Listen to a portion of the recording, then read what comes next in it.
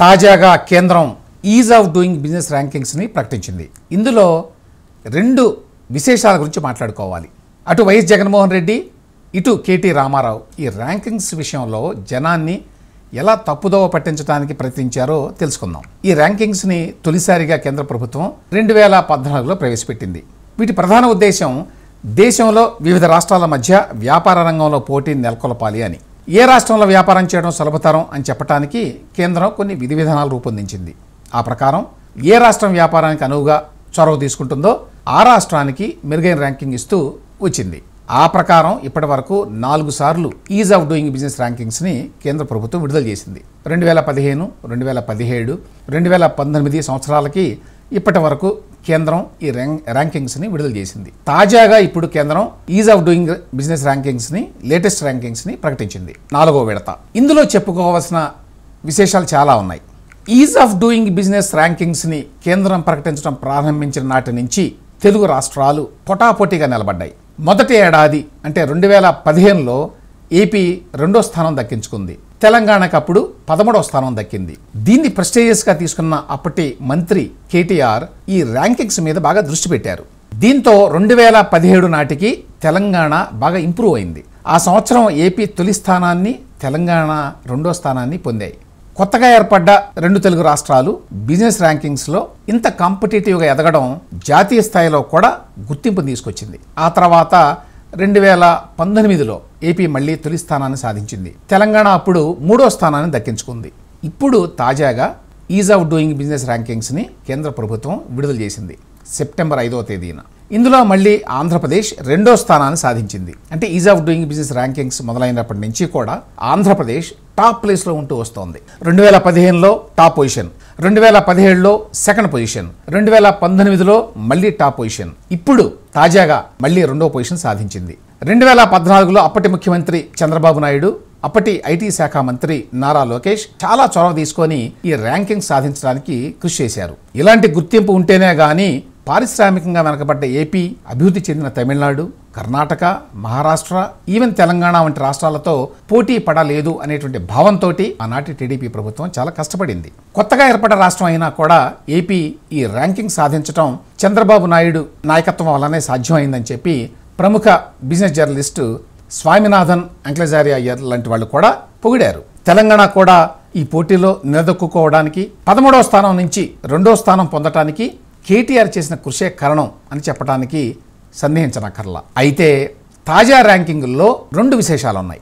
ముందుగా ఏపీ ర్యాంకింగ్లు చూద్దాం. ఏపీకి ఇంతకు ముందు చెప్పినట్టు ఇప్పటి వరకు 4 సార్లు is of doing business rankings ప్రకటిస్తే 4 సార్లు టాప్ లేకపోతే 2వ పొజిషన్లో ఉంది. 3వసారి ప్రకటించిన ర్యాంకింగ్స్ 2020లో వచ్చినాయి. ఆ సమయంలో జగన్మోహన్ రెడ్డి ఏపీ సీఎంగా ఉన్నారు. అయినా ఏపీ ఈ ర్యాంకింగ్స్లో టాప్ పొజిషన్ కొట్టింది. దీన్ని వైసీపీ ప్రభుత్వం కూడా అప్పట్లో గొప్పగానే చెప్పుకుంది. అయితే ఇక్కడ చెప్పాల్సిన విషయం ఒకటి ఉంది. అదేంటంటే జగన్మోహన్ రెడ్డి గతంలో ప్రతిపక్షంలో ఉన్నప్పుడు ఈజ్ ఆఫ్ డూయింగ్ బిజినెస్ ర్యాంకింగ్స్ని ఎగతాళి చేశారు. ఆ ర్యాంకింగ్స్ మీడియా సృష్టే, నిజంగా రాలేదు అన్నట్టుగా మాట్లాడారు. ఈజ్ ఆఫ్ డూయింగ్ బిజినెస్ లో ఆంధ్ర రాష్ట్రానికి నెంబర్ 1 స్థానం వచ్చింది అని చెప్పి మళ్ళా బిల్డప్. ఈనాడు పేపర్లో ఆ ఐటెం చూసి నిజంగా నాకు ఆశ్చర్యం అనిపించింది. దానికి ఎంత పెద్ద పబ్లిసిటీ ఇచ్చారో తెలుసా? వరల్డ్ బ్యాంక్ వాళ్ళంట చంద్రబాబు నాయుడు గారికి ఆయన పాలన చూసి మెచ్చుకుని ఈజ్ ఆఫ్ డూయింగ్ బిజినెస్లో తనకు నెంబర్ 1 స్థానం ఇచ్చారు అని చెప్పి ఊదరగొట్టడం మొదలుపెట్టాడు. సింగపూర్ నుంచి వచ్చి రాగానే అంతటితో ఆగలేదు. తన గొప్పదనం చూసి మనమంతా కడుపు నింపుకోవాలంట. ఉద్యోగాలు, పెట్టుబడులు, పరిశ్రమలు ఇవేవి కూడా రాకపోయినా కూడా ఇవన్నీ వచ్చేసినట్టుగానే మనం భావించుకొని ఆనందపడాలి అట ఈ పెద్ద మనిషి చంద్రబాబు నాయుడు గారి పాలన. అంటే అమరావతి, భ్రమరావతి అన్నట్టుగా ఈ వచ్చినటువంటి is of doing business rankings కూడా రాలేదు అని చెప్తున్నాడు జగన్మోహన్ రెడ్డి గారు. ఆ తర్వాత ఆయన 2018లో సీఎం అయిన తర్వాత కూడా ఒక పారిశ్రామికవేత్తల సమావేశంలో is of doing business rankings మీద చాలా అర్ధరహితమైనటువంటి కామెంట్స్ చేశాడు.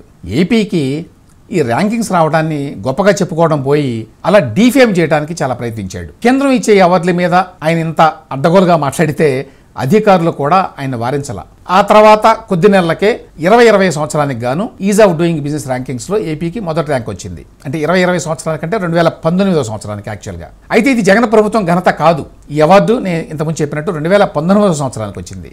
గత ప్రభుత్వం పారిశ్రామిక విధానంలో చేసిన మార్పుల వల్ల ఈ అవార్డు వచ్చింది. కానీ సీఎంగా ఉన్న జగన్ అది కూడా ఎక్నాలెడ్జ్ చేయాల. ఇది ఇట్లా ఉంటే ఇప్పుడు తాజాగా కేంద్రం ప్రకటించిన is of doing business rankings లో ఏపీకి మళ్ళీ 2వ స్థానం వచ్చింది. ఈ ర్యాంకింగ్స్ తాజాగా ప్రకటించారు 2024లో. కానీ ఈ ర్యాంకింగ్స్ 2022వ సంవత్సరానికి సంబంధించినవి. అంటే జగన్మోహన్ రెడ్డి సీఎంగా ఉన్నప్పటివి. కాబట్టి జగన్కే ఈ క్రెడిట్ దక్కాలి వాస్తవంగా. అయితే is of doing business rankings మీద జగన్మోహన్ రెడ్డి గారి వైఖరి ఏంటో చూసాం మనం ఇప్పుడే. అంత చులకనగా మాట్లాడిన జగన్ ఈ ర్యాంకింగ్స్ ని సాధించడం కోసం ప్రభుత్వ యంత్రాంగాన్ని సన్నద్ధం చేశాడు అంటే ఎవరూ నమ్మలేరు. అంటే 2014-19 మధ్యకాలంలో వేసినటువంటి పునాదుల వల్లే 2022వ సంవత్సరానికి కూడా 2వ ర్యాంకు వచ్చింది అని చెప్పి భావించాల్సి ఉంటుంది. ఇది ఆంధ్రప్రదేశ్ కథ.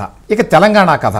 తెలంగాణకి ఇంతకుముందు చెప్పినట్టుగా గతంలో 13, 2, 3 ర్యాంకులు వచ్చినాయి. ఇప్పుడు తాజాగా is of doing business rankings లో తెలంగాణ పేరే లేదు ఎక్కడ. అంటే అట్టడుక్కు వెళ్ళిపోయింది. దీని మీద కేటీఆర్ ట్వీట్ చేశారు. రేవంత్ రెడ్డి పరిపాలనలో అయితే ఈ విధంగా జరిగింది.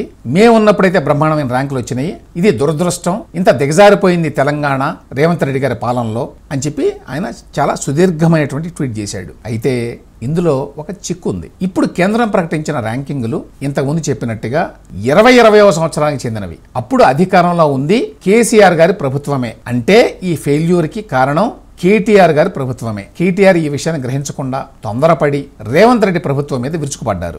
గతంలో చంద్రబాబు నాయుడు ప్రభుత్వంతో పోటీ పడి is of doing business ranking సాధించడంలో కేటీఆర్ కష్టపడ్డారు అనడంలో సందేహం లేదు. అయితే చంద్రబాబు నాయుడు ప్రభుత్వంలో ఉన్న కన్సిస్టెన్సీ, ఫాలో అప్ లేని కారణంగా తెలంగాణ ఈ ర్యాంకింగ్స్ లో వెనకబడింది అనేది వాస్తవం. ఏదేమైనా అటు జగన్మోహన్ రెడ్డి ఇటు కేటీఆర్ కూడా తమ రాష్ట్రాలు మెరుగ్గా ఉండాలనే దానికంటే కూడా తమ రాజకీయానికే ఎక్కువ ప్రాధాన్యం ఇస్తారు అని చెప్పి మరొకసారి వెల్లడైంది.